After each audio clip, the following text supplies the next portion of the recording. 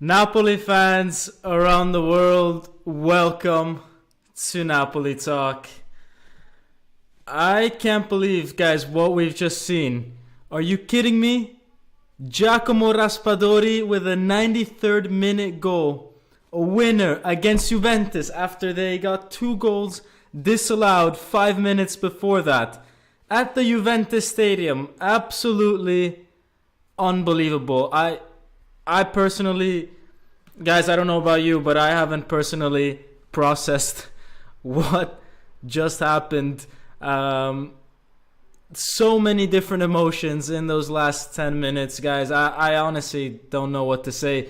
I think we were all dreaming of a win like this against Juventus, against our bitter rivals, going there, having them think that they won it twice, pulling it back, and then winning it at the end. And what a strike by Giacomo Raspadori, Italy's striker. And a lot of people were saying last week why did we buy Raspadori? He's useless, he's this, he's that. And we were obviously justifying, a lot of us, saying that he's out of position, he's not fully fit, but the technique that he showed for that shot is something that either you have it or you don't, and Jack has the minerals to be a top striker.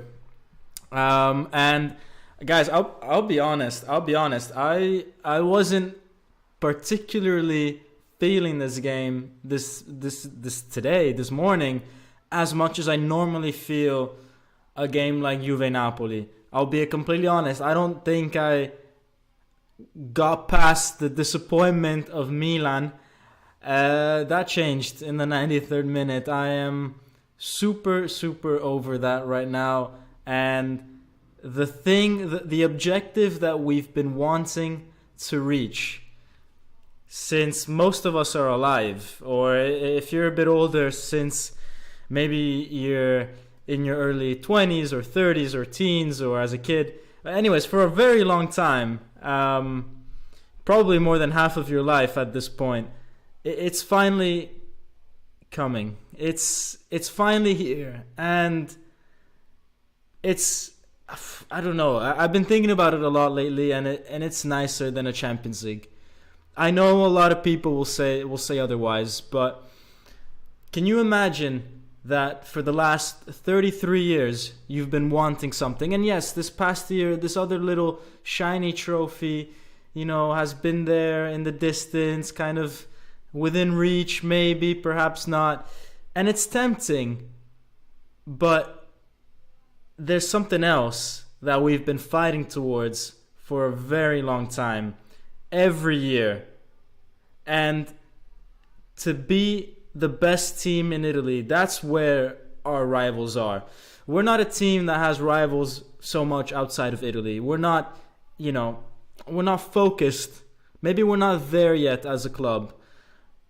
We're a team that has rivals all around Italy, and to win in the league against those guys. Guys, the stadium after Raspadori's goal was so empty at the Juventus Stadium with still 5 minutes left to play because the ref blew the whistle on the 98th minute. But the stadium being emptied out like that at the Juventus Stadium because they couldn't bear to watch Napoli beat them at their own house was just incredible to see. After Raspadori's goal, I wasn't even looking at the field. I was looking at the people in the Juventus Stadium leaving, and that brought such a smile to my face, guys. It was incredible.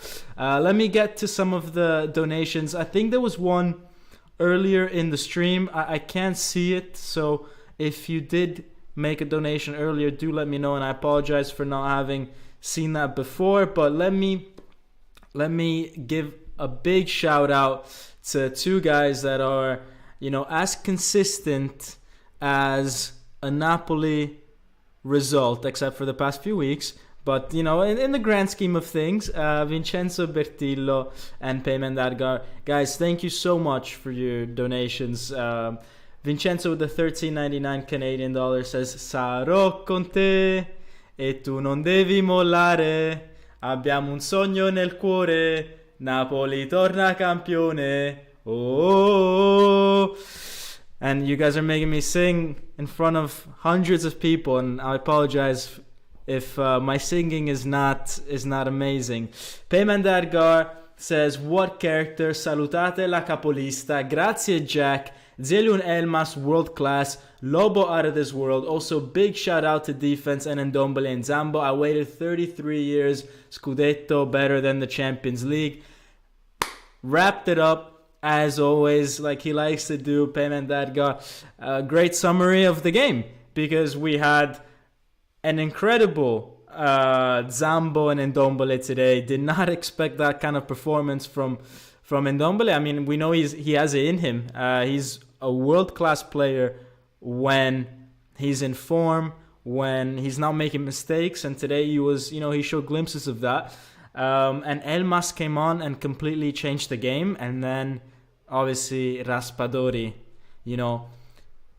he is coming off the back of not such great results. To swing your foot like that in the 93rd minute, you need some real confidence, man. You need to know that you've got that in your locker to swing your foot like that instead of taking a touch.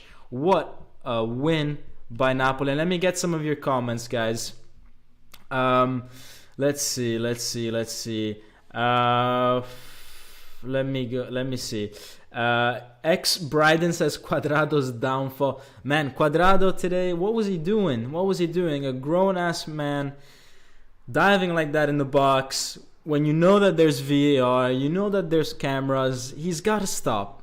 And I'm disappointed the ref didn't give him a yellow card. I'm disappointed the ref didn't give Gatti a red card, in the first half for that assault off the ball on Kvara. What was that? That was ridiculous. And Jesse says, oh my god, guys, this win is almost better than the 5-1, 2 disallowed goals, 90th minute winner on the road. Watching their saltiness is so good. All right, Jesse, you bring up a very good point, and I'm going to start a poll, and I'm going to say, which win did you enjoy the most? The 5-1, this one. All right? Obviously the win against Juventus. And let's see what the poll says. I think it's going to be a tight one. There might be a bit of recency bias towards this one here right now, but maybe not. Maybe you guys enjoyed a nice thrashing of Juventus. Was it 5-1 or was it 5-0 against them earlier? Well, I think it was 5-0. No, no, it was 5. How long was the sound off, guys? Damn, why did that happen all of a sudden? I gotta read the comments a bit more. Right. You know what? I don't read some of the comments because it's actually super hard to read your comments while I'm talking and I'm in a train of thought. But the sound is back, I think. I don't know why it does that. It just the software just cuts it off. I didn't touch anything. But I don't know what. And thank you guys for the donations. I was wondering maybe why the donations were coming in. All right, you know what, guys? I feel bad for you that donated because of that. You're gonna have to send me a DM on Instagram or Twitter or something, because I'm gonna have to refund you on that one. But how did that go on for so long? That's incredible. But yeah, out of nowhere. I'm reading all the comments, guys. That's a lot of that. I'm scrolling a lot, and there's a lot of. Okay, that's embarrassing. If there could be a hole in the ground right now that swallows me up, I would take that. Anyways, let's move on. 10 minutes. How's it been for 10 minutes? And you guys missed some really juicy commentary. And I love how some of you just still decided to stay on. Right, I was saying, let me go back and I think I know what happened. I think ever since I put the poll up, because I put the poll 13 minutes up, and for some reason that triggered something on the system where then the audio detached. But like, why would it do that? That's so random. I may decide to change machinery. Anyways, why are you guys not able to lip read? That's the real question. You guys should be able to lip read. No, I'm kidding. So what I was saying, I think the last thing, I can't remember everything I was saying, but I was saying how we gotta lose. Okay, I was doing this whole like thing, which now it sounds stupid if I say it again, but we gotta lose against Salernitana, because if we win and then Inter win, then we're gonna win a Scudetto without even being on the field, and that's super anticlimactic. So we gotta lose against Salernitana. Then let's see what Inter and Lazio does. Then based on that, we gotta make sure to avoid winning as well against Udinese, so that we take it to the Fiorentina game at home and win it there. Because how anticlimactic would it be if we lose when we're not playing, or if we win when we're not playing, or if we win when we're away at Udinese? Like, come on, that's ridiculous. I want to see us win at the Maradona Stadium. No, come on, don't tell me there's no more sound. Don't tell me there's no more sound. No, there is. But yeah. All right. Ara with the $10 donation says it's okay, Dom. It was really funny and made our day. Yeah, I mean, I'm glad that at least there's a chat open where you guys can talk about some of your own stuff while that happens.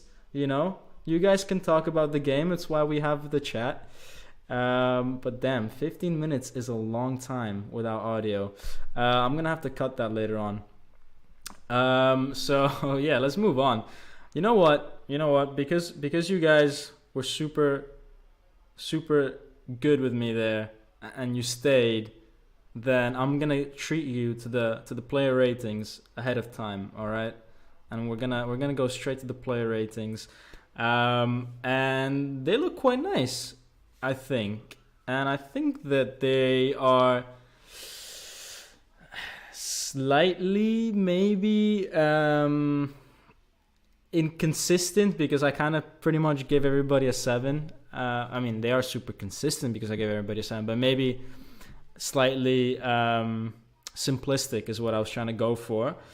But honestly, I think it was a really good, just like a 7 out of 10 good team performance. Playing away against Juve, let's not forget, second in the table. Kept a clean sheet, kind of. I mean, technically we did. Yeah, I mean, what's there to say? The midfield of Anguissa, Lobo, and Ndombele actually did quite well. The only player that maybe I think could have done better was Lozano, because I think he had a great chance in the first half to set up Kvaratskhelia, but it didn't end up happening. One sec, let me guys, I got on my phone, I got like 7 missed calls, by the way. I was just checking my phone. 7. I was wondering why my phone was lighting up. 7 people called me. I was like, "Hey yo, like what are you doing?" So shout out to those people that were trying to say hi to me. But yeah, you know what I need? I need another monitor, because I'm working off a laptop. So I need dual screens. There's too much going on this 13-inch laptop to be streaming. That's the reason why these things are happening to me right now. I need another monitor. Anyways, let's go to the player rating. So I thought the defenders were good. Juan Jesus, Kim, solid. Oliveira and Di Lorenzo pushing up, tracking back. Everyone did well. Everyone did well defensively, honestly. Great performance. I think we all put in a good shift. Kvara, what I liked about him today was that I think he played a better game against Milan, for example. Now, some of you will be saying, oh, but he had more successful dribbles against Milan. Yes, fair enough, but I don't want to go back to that performance too much, but I felt like he just kept trying the same thing over and over, whereas this time, I don't know if you guys noticed, but he went centrally. He tried, different positions on the field. He tried to link up with Osimhen a bit more. It just made his performance, I think, a bit more complete because he was trying different things a bit more. Osimhen had a few really good chances. None of them were easy. They were all like half chances, but he nearly made it work with them. Now, Lawrence Moore says Dom should hire an IT team after all those donations. Maybe I should. maybe maybe I need people. Maybe I need a team of people here. Visabi says Dom asking for more money for a screen. Yes. I'm gonna set up a GoFundMe for a monitor. No, I think actually, with what's been donated today, I could probably afford a monitor. So I don't want to guilt trip you into doing that. It's just, yeah. There's obviously a setup issue going on here. Ever since I moved here, even though I did do this also in the other place, but yeah. Anyways, H says Dom's face is still red. No, I am just tanned. Because I live in not tanned, but I got a lot of sun because I live in a sunny place. And yesterday I played football for the first time in like basically a year. Because some of you guys that follow me know that I have a knee ligament thingy going on, so I don't play much. And yesterday I played, and I scored an equalizer on the 90th minute. That's your boy.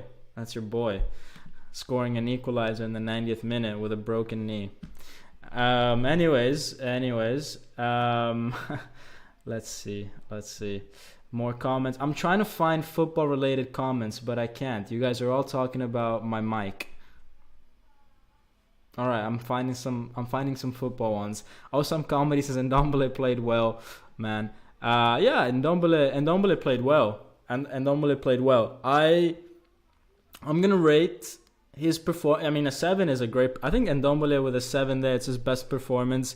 I just wanted to rate Anguissa and Lobotka slightly higher. I thought that their performance really stood out to me, especially Anguissa, man. He was all over the place today. But yeah, Ndombele, man, if he played like this all the time, he would be a starter. Because, for example, he played better than Zielinski. And then obviously Raspadori gets a 7.5 as well because he scored the winner. Spalletti made the right changes, made the right starting 11. Yeah, honestly, everyone did well. Even Lozano, right? He didn't do too much good in attack, and maybe he should have passed the ball to Kvara that one time. But at the end of the day, like defensively, he was there all the time. He covered so much. So I don't even want to, give him below a 6. A 6 is good. Maybe Elmas a 7, as Valerie is saying. Maybe Elmas a 7. Because he did change the game just as much as Raspadori. So, yeah, I think that's the only one that I would change. And then you know what? I'm going to change it. I'm going to listen to you and change it because, yeah, let me do that and give Elmas a 7. 1 second, guys. Let me change it. Hopefully the mic won't cut off as soon as I do this. All right. There, I've crossed out a 6.5. I put a 7. Right. All right. Let's see some more comments. Lobotka was totally the man of the match. He was sublime even when triple marked. He also won back the ball so often. Amazing game. Yeah, I agree. I mean, I don't know. Maybe man of the match has to go to Raspadori. I know he played for like 3 minutes, but he scored the winner. But other than that, I think it's between him and Anguissa. I can't remember them two playing so well in recent weeks. Maybe not since early March. Maybe they had such a good game. So yeah, incredible stuff. Levani323 says, can you do a video like the last one about what it means for Neapolitans to win a Scudetto? That's that would be a long video. And yeah, I mean, look, it means different things to different people, right? I mean, it depends how old you are. I think there's some people that maybe are, I don't know, like if you think about someone like my grandpa, he's like 86 or something now, right? 87 almost. For him, you know, he saw the first Scudetto when he was like grown up, complete, like he was in his 40s, his first Scudetto, and then probably thought he was never going to see one again.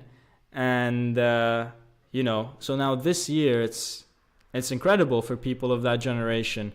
Then you've got the kids that saw it when they were like 10, 11, you know, they grew up with Maradona, and they probably thought that was going to be the status quo for their whole life. And then they, like, reality hit them that, hey, like, that's not normal. You know, you don't always have Maradona in your team. And they did their whole 20s, 30s, 40s thinking like, yeah, we're never gonna win, or oh, it's so close but we never win, or all these type of things, right? So for them it means something different. And then there's people like maybe me that have never seen it, and yeah, I mean, I always thought that we could win it because over the last 10 years we've been competitive.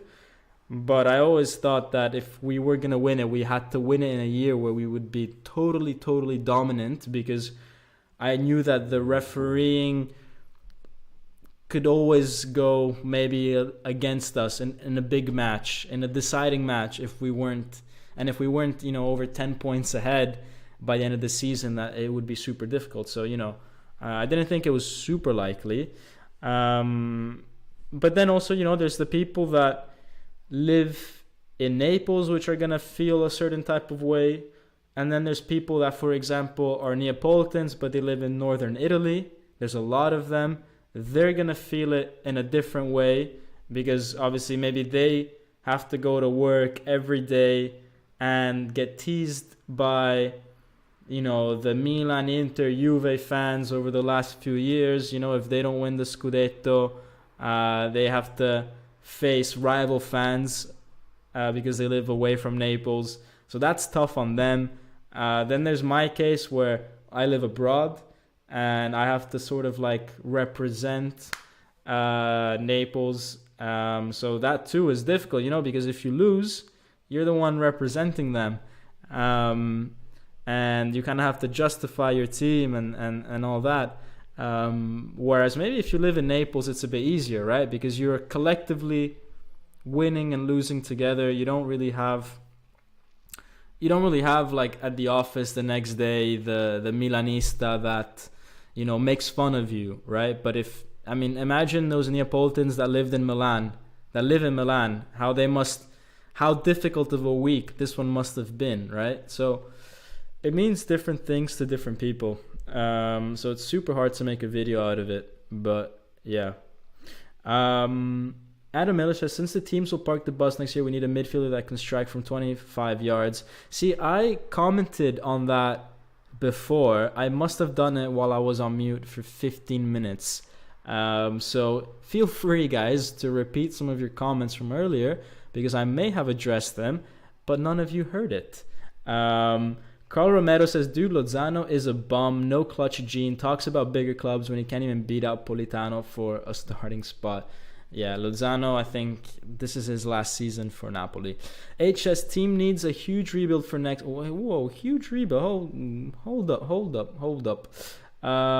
Because some talents would be... I don't think we need a huge rebuild. I think we need to let go of Lozano.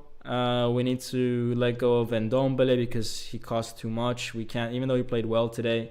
So let go of Ndombele, let go of Lozano. maybe let go of Mario Rui, and I don't know, maybe keep him, maybe put Oliveira as a starter a bit more often. We definitely need to have a Di Lorenzo replacement. Could that be Zanoli? Maybe he's not ready yet. We definitely need another replacement for Ndombele and another one for Anguissa. So we need two midfielders. We need to let go of Demme as well. Honestly, our whole midfield we need backups for. We need three midfielders because we're letting go of Ndombele and Demme. We need a right winger that can start ahead of Politano because we're letting go of Lozano. We need 4 or 5 players for sure. But I don't think we need to redo the whole team in terms of the starting 11. That one, not so much. Let's see what else are we commenting on. I am getting so paranoid, guys, about the mic. It is actually crazy. Like, I am checking back every 2 minutes, flipping between windows, making sure that the mic sound thingy is still on. Carl says, clearly we still have the quality, just ran out of gas towards the end. Could be. Osimhen, outstanding again today, just couldn't score. Yeah. He was good. Just didn't always have a very clear chance to score. They were all like half chances, but did well to be dangerous from those chances. And we do need a thick squad. Adam Miller says, I like Mario Rui. Maybe he doesn't start as much next year. I would keep him. I mean, there's a reason why from that 2018 team, him and Zielinski are pretty much the only players that are still around. I was speaking to a friend here who is from the same town as Mirko Valdifiori. All right. Some of you guys may remember him. He's a midfielder for Napoli about 5-6 years ago. From that time, from the year that we almost won the Scudetto. And he was saying, we were speaking about this Napoli team, and he was saying, like, when he spoke to Valdifiori said to him that Mario Rui is one of the most important people on the team because he has so much drive that he just ensures that everybody's level during training is super high. Like, he does not accept if a teammate walks around in training. Mario Rui will get up to your face even behind closed doors. It's not just what we see on the field. And maybe you need that kind of stuff throughout the season, right? He might not be the best player, but you need that in your squad. And then obviously you can't just keep him on the bench the whole time because you need to keep him motivated. So you got to play him. But he's the type of player that you need. And I'm sure there's other players on the field right now. I'm sure Anguissa is the same. Osimhen is the same. Di Lorenzo is the same. I think these are players that demand that their teammates are giving it 100% in training. Aaron says, wow, didn't expect Valdifiori mention. Yeah, what a throwback of Valdifiori. Felix Peter says, Dom, I told you in the last podcast that Juventus will bear the wrath. 1-0 is the most painful scoreline to any team. 100%. 100% it is. And you know how it is, right? Winning by Cortomuso. Just the way Allegri likes it. Right, guys, let's go over the game, right? Let's go over the game and let's see kind of what happened in today's game and why Napoli maybe struggled, why they got away with the win, how the teams played, all that kind of stuff. So I was focusing a lot of my attention on Kvara's position today. I just wanted to see if we were going to propose something different than what we did against Milan, or if Juventus were going to do the same thing that Milan did. And Juventus tried to copy the Milan tactic of having two guys on Kvara at all times. And Kvara, at the start of the game started quite wide, but then throughout the game he evolved his position, and we'll see that later on. But what I liked about this game was that it was really back and forth at times, and it was just a much more fun game to watch than, for example, the ones we had against Milan. Not just for the scoreline, obviously, but just I felt like Juventus were, defensive, but not nearly as much as Milan were. And they had, I think more quality than Milan in terms of passing and midfield. And what they didn't have maybe was a guy like Leao that could run down the middle through us. But they used the wide areas quite well and effectively, and this one was almost an opportunity for them. Anthony Navarro says, I think this has been Di Lorenzo's best season ever. Yeah, 100%. And I think, the fact that he's captain and he has that extra responsibility definitely has helped him step up his game as well, probably. And then we get to how we attacked. And in the first half, guys, I mean, especially in the first 35, 40 minutes, I felt like Victor was way too isolated in the box, right? You've got 4 Juventus players there. Kvara, I think, is too slow to get into the box there. I think Kvara needs to support Osimhen there, and he needs to get in between Gatti and the other center back. Then we don't have any midfielders coming in, supporting us. And this is a sign, as someone said earlier, that maybe this team is a little tired. Because if this was a few months ago, this was February or March, you would have seen Kvara bursting into that second post. You would have seen Anguissa coming in. And just look back at, for example, the goal that we scored against Verona, the first game of the season, right? I always mention that game because I really liked it. But in that first goal that we scored, we had Victor Osimhen in the middle, Anguissa making a run front post, and Kvara making a run far post. But they actually got too close to the little area of the goalkeeper. No? Instead here, Osimhen way too isolated when this cross from Lozano comes in.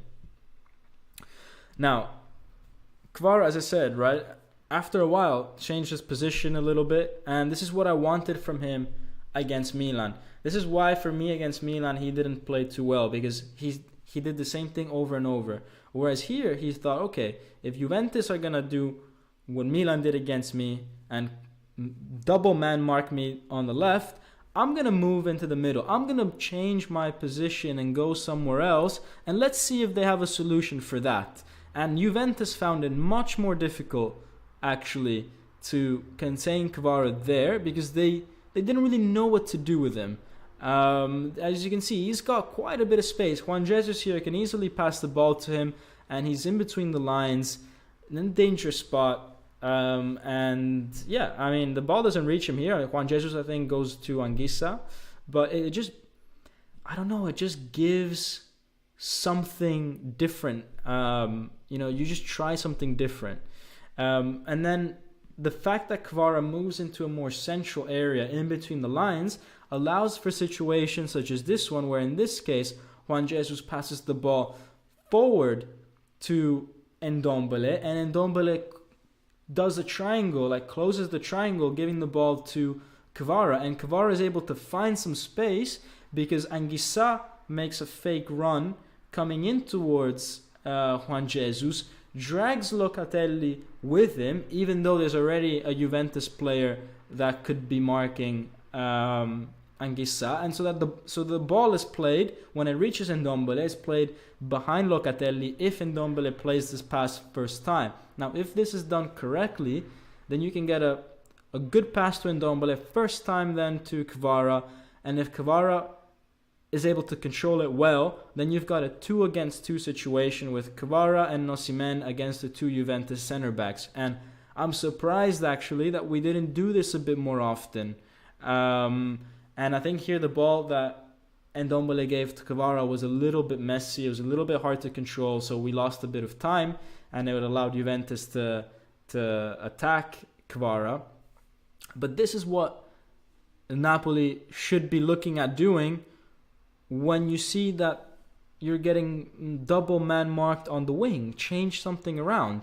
And I'm glad that this happened today because I think it justifies what I was saying last time around, that, hey, I don't think Kvara had a good game against Milan, because, yes, you can dribble all you like, but for me, he needed to do something different. And by the way, for those people that are interested, the newspapers in Italy gave him a 5 out of 10. So my 5.5 out of 10 was better and more generous than what some of the newspapers gave him. So I don't want people to come here and and say that I was too harsh on him.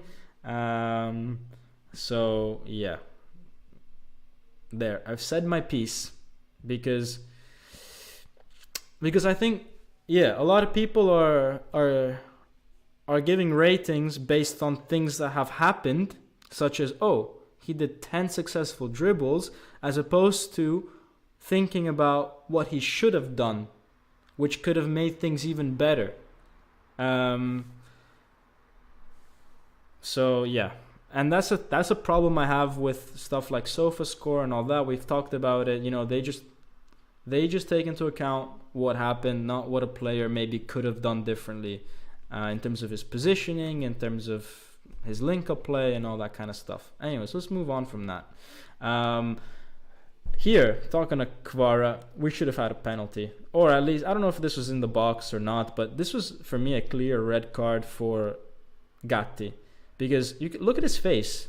He slaps Kvara, not looking at the ball, and just with anger in his face. I don't know how the referee with VAR didn't give a red to Gatti here. This is, violent conduct for what I think, And then here is where Lozano, I think, screwed up. He takes a shot with his left foot. It gets blocked by Danilo, but he should have really passed it to Kvara. Kvara was in a perfect spot to basically replicate what he did against Juventus in the first game of the season. And Lozano instead decides to take a shot. Now, look, if this was a player like, for example, I don't know, Zielinski, right? Then I would maybe be okay with him taking a shot, because Zielinski has a good shot with his left foot and all that. But Lozano, who has next to no goals this season, can't shoot with his left foot. Why is he taking the shot with his left foot? There's clearly better options for him there. Let's go to some of the comments. Let's make sure that my audio is okay. My audio seems fine. Valerie H says, Napoli talk, maybe Kvara lost his confidence by such pressure. No, I don't think so. I don't think it's a matter of confidence. I mean, because if you try to dribble someone 20 times in a game, you have confidence. So it's not about confidence. It's about... It's just, I don't know what he was thinking against... I honestly don't know why he didn't try something different against Milan. But we can't keep talking about it now. We have to move on. Felix Peter says, mathematically, have we won the Scudetto tonight? No, we still need 4 more points. So that also means 3 points against Salernitana and Lazio to drop points. We basically need to extend our... It's too complicated to explain. We need 3 points plus Lazio to lose. Let's put it like that. If Lazio win, then we need 6 points or 4 points or whatever it is. All right, moving on. Osimhen here in the second half kind of woke up a little, right? He had this shot that deflected off the post. Then he had this header on Szczesny. Then there was this amazing pass by Di Lorenzo to Osimhen, which he almost got. And almost got. I mean, he got to it, but almost scored from is what I meant to say. I mean, it's clear that Osimhen was really feeling it in the second half. Milik had a chance as well, which was interesting. And I think that Milik is not a bad striker, actually. It's interesting though that he's playing instead of Vlahovic. I was surprised that actually Vlahovic was put on so late. I know he's not having the best of seasons, but yeah, I don't know. I just found it weird. Milik playing 90 minutes. He's not a bad striker, but I found his playing time to be a little odd. Anthony Navarro says, Dom, I paid you to let you know that this has been Di Lorenzo's best season ever, Mr. Consistent. Thank you, Anthony, for the $2 donation. Thank you, my man, from day one. Um, thanks, man. But yeah, I agree. It is. I think Di Lorenzo's best season for sure. For sure. I didn't realize. Sorry, I didn't realize I didn't say the donation. Sorry, Anthony. My bad, bro. My bad, bro. Um, anyways, moving on, we get to one of the highlights of the game, right? Because we've got Milik again that fouls Lobotka. The ref doesn't see it. Actually, signals that Milik got the ball. The ball goes to Locatelli. He sends it over to Di Maria. Di Maria then cuts inside on his left foot. Shoots, gets deflected off Juan Jesus and beats Meret, right? They go and celebrate. Everybody in the Juventus stadium, super happy. And then VAR calls the referee back, and it's a clear foul on Lobotka first. Obviously he gets tripped. And yeah, it's a clear foul. The referee instead gives a free kick to Napoli. And so then we go from 1-0 Juve to 0-0. And what I don't understand is after the referee has gone to after VAR has called the referee in, the referee has gone to see the thing and has changed his mind. I don't understand why Juventus players are arguing. There's nothing that can be done at this point. Like, it makes no sense to me why they do that. And the referee, as you can see on the top left, rightfully gives them a few yellow cards, because how can you do this? There's literally no point in arguing with a referee here. And I don't think you can have 5 players, 6 players going on top of the referee like that. Yeah, it's captain only.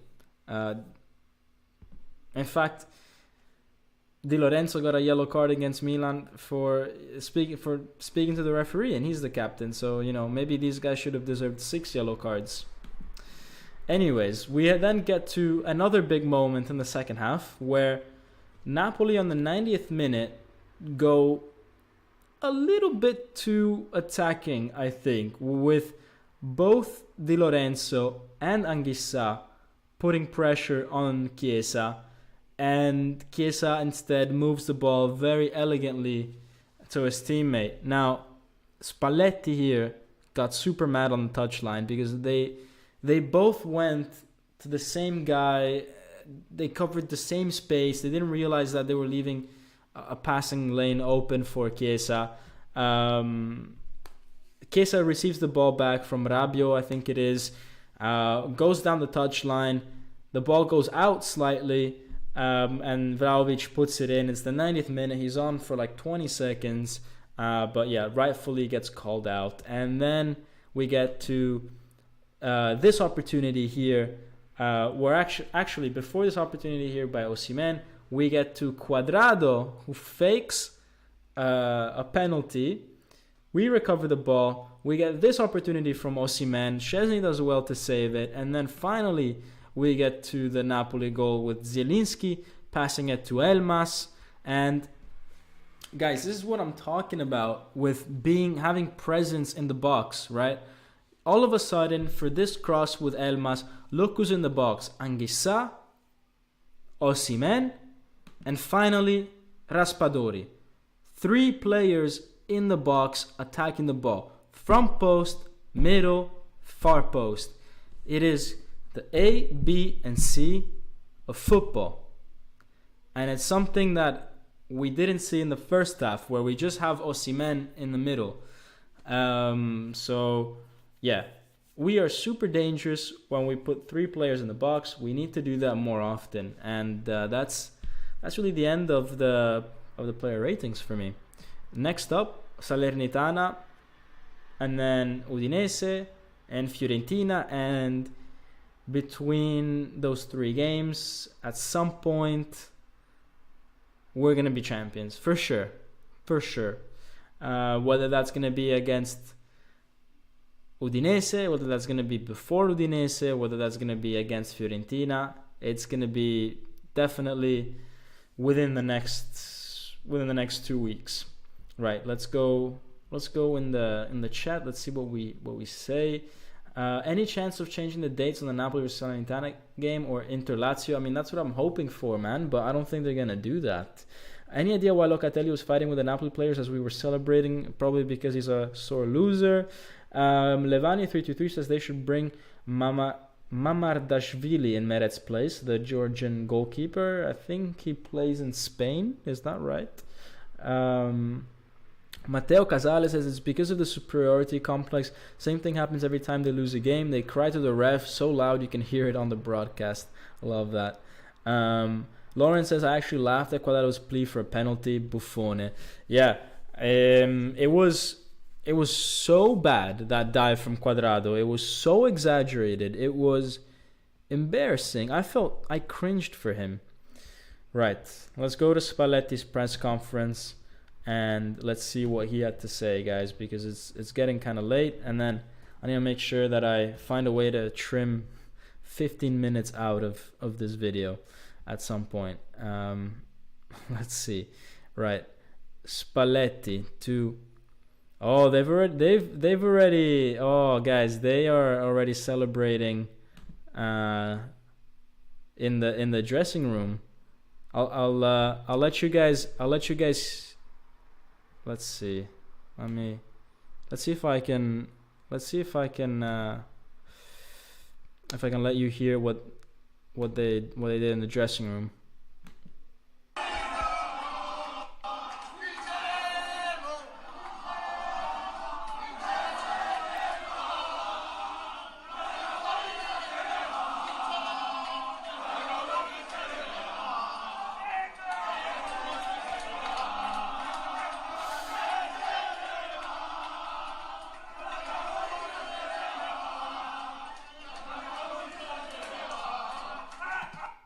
All right, so that's the I think you guys heard that.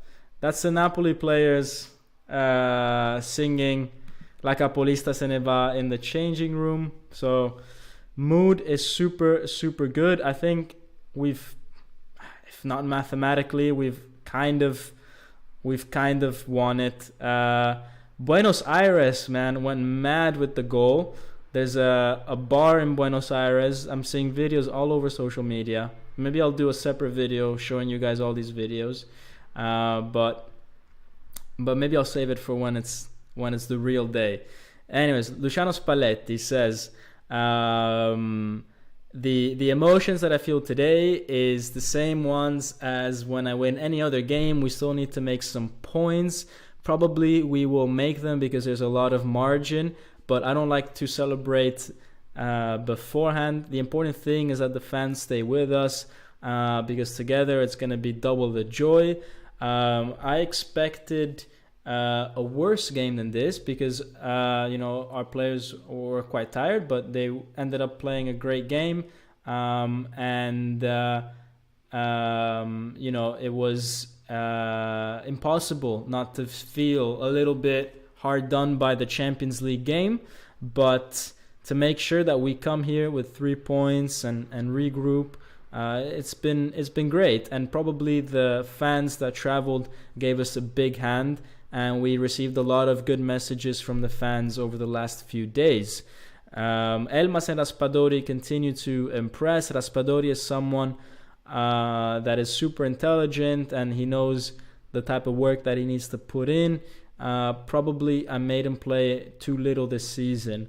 In life, I have no regrets. Yes, maybe a little bit of sadness that about the Champions League, of course.